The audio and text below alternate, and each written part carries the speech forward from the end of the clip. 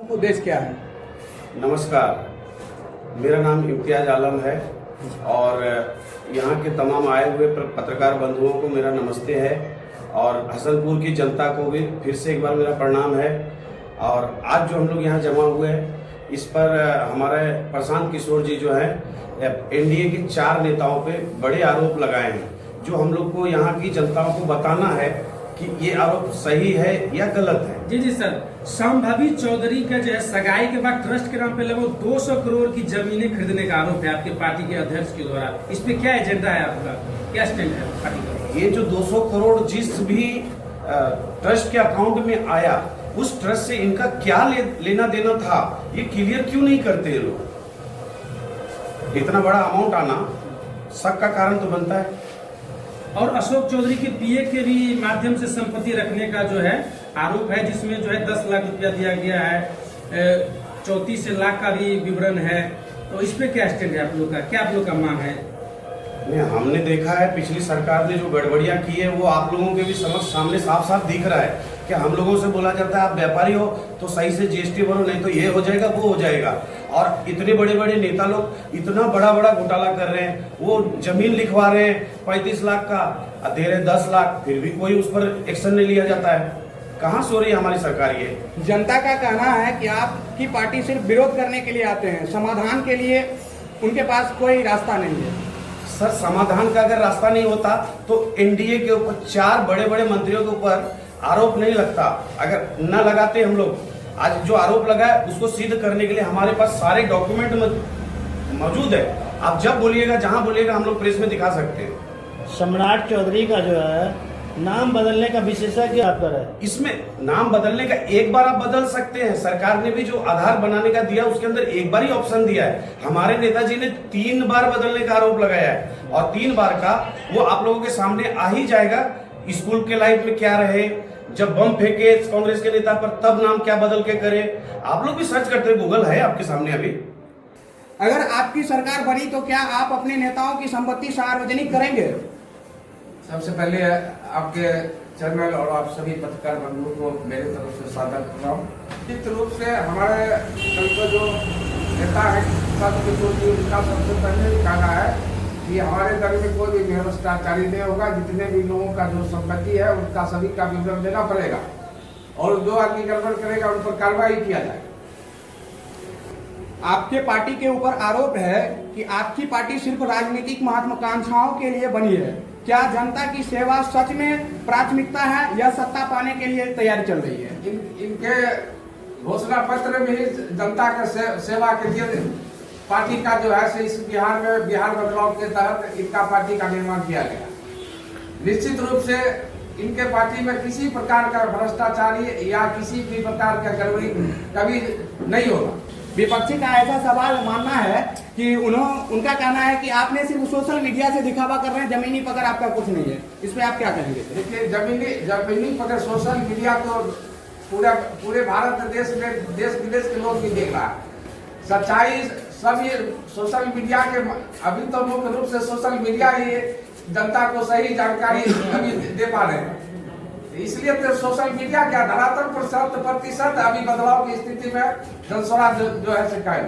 जिसके साथ हैं, अगर उनमें से 4 में से किसी एक को टिकट मिलता है तो क्या आप एक आदमी का सपोर्ट कीजिएगा, 3 आदमी, या विपक्ष का भूमिका निभाइएगा? हम किसी व्यक्ति नहीं है, हम दल के प्रति समर्पित है। दल का जो आदेश होगा मेरे लिए मान होगा।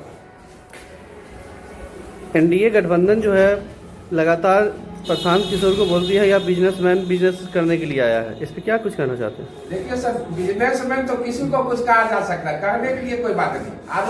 आरोप कैसे कोई सिद्ध करे जो हाँ ये बिजनेसमैन है, कोई प्रमाणित करके दिखावे तब ना, ऐसे कुछ करने से क्या हो। सर, पिछली बार आपकी पार्टी चुनाव हार चुकी थी, उससे आप लोगों को सर क्या सीख मिला? पिछली बार जब चुनाव के लिए हम लोगों को समय दिया गया था ना, उपचुनाव में 4 जगह हुई थी जो उपचुनाव, उसके अंदर हम लोगों को 10 दिन का समय मिला था। 10 दिन में 3 छुट्टी थी। 7 दिन के समय में हम लोग ने 10% वोट लाए थे। हम लोगों को खराब नहीं रहा। हसनपुर की जनता से क्या अपेक्षाएं रखते हैं? हसनपुर की जनता से बस एक ही अपेक्षा है कि अब तक जो दलों ने दुनिया ने MY समीकरण, फलाना ढिमकाना समीकरण, उससे ऊपर उठ के, जात पात से ऊपर उठ के जो भी जात पात की बात करे उसको रिजेक्ट करिए और जो सब एक साथ में मिल के बैठ के साथ में रहने का बताए उसी नेता को अपनाइए और ढंग से चुनिए। बस इस बार फाइनल कीजिए कि कोई सही होना चाहिए। तेजस्वी जी अभी आए हुए थे, रोसा को एक जिला घोषित कर दिया जाएगा भैया, तो क्या लगता है इससे जनता मोटिवेट हो जाएगा? बिल्कुल नहीं होगी। पिछली बार हसनपुर को जिला बना रहे थे, हाँ, इस बार रोसड़ा को बेवकूफ बनाने के लिए चले हैं। बेवकूफ नहीं बना सकते अब किसी को, अब जनता जाग गई है और इस बार फाइनली एक ही समझ में आ रहा है लोगों को, प्रशांत किशोर बदल सकते हैं और अब कोई बदलने वाला यहाँ नहीं है।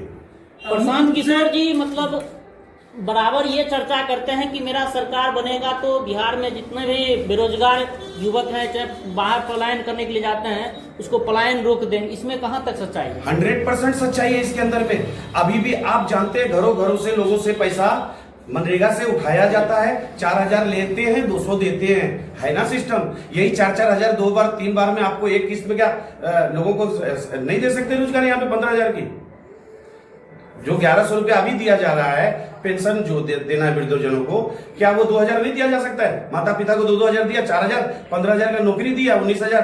क्या आपको लाभ चाहिए? और अभी निश्चित तौर पे भारत में जो है 2 तरह का पॉलिटिक्स है। एक है कि समाजवादी नाम पे लोग करते हैं पॉलिटिक्स, और एक धर्म का पॉलिटिक्स है, समाजवादी विचारधारा का। तो एक नया विचारधारा बनाना विकास के नाम पे, क्या लगता है कि इतना आसानी से आप लोग इतना कम समय में वो कर पाएंगे? लोग तक पहुंच पाएंगे? बिल्कुल पहुंचेंगे। यहाँ पे हम लोगों को खुद को पहुंचने की जरूरत नहीं है, जनता खुद मेहनत कर करके एक दूसरे को कांटेक्ट करके सब नजदीक आए जमा हो रहे हैं, एक जगह हो रहे हैं। इतना कम समय में आपकी पार्टी नहीं है इस विधानसभा में, क्या लगता है उतना रिजल्ट हो पाएगा जितना अपेक्षा है? सर 70-30 का रेशो होगा, ये आज मैं बोलता हूँ, आप भी लिख करके रख लीजिए। यहाँ पे जन स्वराज 70% से लीड कर रहा है। अगर जनता आपको मौका देती है और आप वादे पूरे नहीं कर पाए तो क्या आप पार्टी से इस्तीफा देंगे? मैं इस्तीफा देने की मुझे जरूरत नहीं है। हमारे प्रशांत जी साफ साफ पहले बोल दिए हैं, अगर आप 10 दिन के बाद भी आपको पता चल गया हमको, भले आप 2 साल राज कीजिएगा, लेकिन हम पार्टी से दल से बाहर निकाल देंगे। आपको जहां मर्जी वहां रह करके आप नेतागिरी कीजिए। अगर आपकी बहुमत नहीं आती है जी, तो आप किस पार्टी में जाना चाहिएगा? अगर हमारी बहुमत नहीं आती है तो हम लोग आजाद घूमेंगे, निर्दलीय के जैसे हम लोग भी आजाद रहेंगे, किसी पार्टी में नहीं जाएंगे। प्रशांत जी ने साफ साफ हम लोग को आदेश दिया है। और प्रशांत जी तो बोल दिए कि हम अपने जो विधायक होंगे उनको छोड़ देंगे खुला। आप जिस पार्टी में, ये मतलब जिस पार्टी में जाना है, किसी पार्टी में ज्वाइंट हो जाएंगे तो ही सरकार बनेगा, हम आजाद रहेंगे। लगातार सर आपके हसनपुर विधानसभा क्षेत्र से 4-4, 5-5 प्रत्याशी हैं, लेकिन आपके प्रत्याशी में गुटबाजी चल रहा है कि मतलब अगर प्रशांत किशोर जी टिकट नहीं देते हैं तो हम लोग निर्दलीय चुनाव लड़ने की भी तैयारी कर चुके हैं। इसको लेकर के सर आप क्या सर, जिनको प्रशांत जी पर विश्वास नहीं है वो उस इंसान पे जनता कैसे विश्वास करेगी? ये जवाब आप लोग भी दीजिए। हम लोगों ने 4 आदमी एक तरफ एक साथ हो गए, हम लोगों ने आपस में विचार किया और फाइनल यही हुआ कि भाई चारों में जिसको भी दे, चारों मिल करके जनता की सेवा करेंगे। एक विधायक से अच्छा 4 विधायक मिल करके करेंगे हम लोग। लेकिन सोशल मीडिया पर लगातार ये वीडियो वायरल हो रहा था कि इंदु गुप्ता जी का कहना था कि अगर जनसुराज पार्टी अगर हमें टिकट नहीं देती है तो हम निर्दलीय चुनाव लड़ेंगे। सर क्या इसमें मैं कोई टीका टिप्पणी नहीं करूंगा। ये वीडियो मेरे तक नहीं आया अभी, अगर मेरे तक आएगा तो हम आगे तक का उसको वीडियो को भेज करके उस पर संज्ञान लिया जाएगा पार्टी। आपके पार्टी में ऐसे भी प्रत्याशी हैं जो बाहर से आकर के सीधे चुनावी मैदान में उतर गया है, इस पर क्या कहना चाहते हैं? ये सवाल आपका गलत है, क्योंकि बाहर नहीं जाते हम तो आज यहाँ नेता नहीं बनते, समझे ना। हम सभी को बाहर जाना पड़ता है कमाने के लिए। अगर आप में से कोई एक सीट जिता के यहाँ से जीत के आते हैं तो हसनपुर की जनता का प्रमुख काम क्या होगा? यहाँ से सीट निकलने के बाद बहुत सारे काम हैं। हम बहुत पिछड़े हुए हैं बिहार में, सबसे अगर पिछड़ा कोई क्षेत्र है तो हमारा हसनपुर है। कोई नेता नहीं आना चाहता है। तो क्या यहाँ की जनता आप पे भरोसा कर रहा है? विकास के लिए आप आगे आएंगे? 100% आएंगे, जनता भी साथ रहेगी और हम भी साथ रहेंगे। इसीलिए प्रशांत जी ने 4-4 विधायक लगाया है। अगर 150, 40-40 आराम से सब मिलकर के विकास करो। हसनपुर विधानसभा के लिए, किसान के लिए क्या प्राथमिकता रहेगी यदि हसनपुर विधानसभा से जनस्वराज यदि विधायक यहाँ जीत कर जाते हैं?